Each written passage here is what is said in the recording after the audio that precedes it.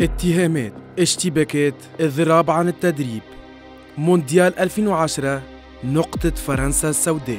اليوم باش نحكيو على واحدة من أكبر الفضائح اللي صاروا في عالم كرة القدم، مونديال 2010 اللي استقبلته جنوب أفريقيا. فرنسا وصيف المونديال 2006 ترشحت عن طريق الملحق بعد ما ترشحت الثانية وراء صربيا. حتى مباراة البراج ما كانتش سهلة، وين ربحت فرنسا مباراتها ضد إيرلندا بمساعدة لمسة يد تيري أونري الشهيرة، وين كان المنتخب تعرض لانتقادات كبيرة من الصحافة.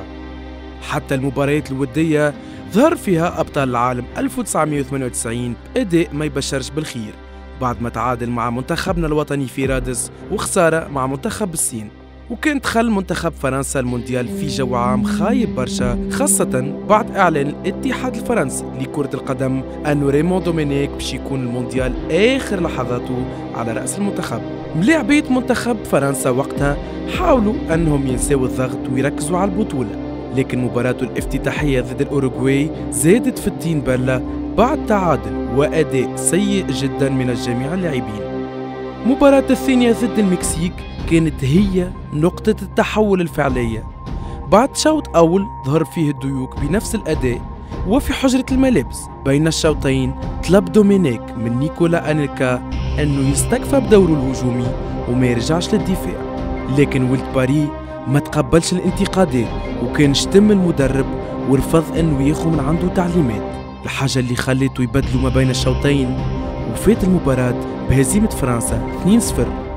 الحادثة ما تعدتش مرور الكرام، وصلت للصحافة وعملت بوليميك كبيرة، برشا حاجات اللي خلت الفيدراسيون تاخو موقف وتستبعد أنيلكا من المونديال. في خضم هذا الكل إفرا وأبيدال حبوا يلقاو حل وينظموا اجتماع بين المدرب وأنيلكا، لكن دومينيك ما حضرش في الاجتماع بالرغم اللي وافق على الحضور.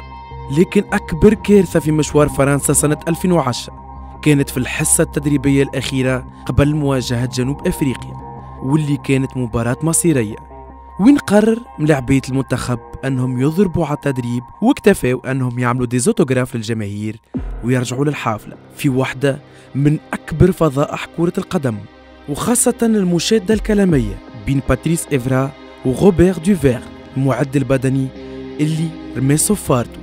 الحادثة هذه كانت وصلت حتى لرئيس فرنسا وقتها نيكولا ساركوزي ورئيسة الوزراء غوزلين باشلو مع الملاعبية، وقالت أنهم وسخوا صورة فرنسا قدام العالم. وبما أن المصائب لا تأتي فرادى، فأن الفرنسيين كملوا تعادلوا مع جنوب أفريقيا وغادروا مونديال بنقطة يتيمة.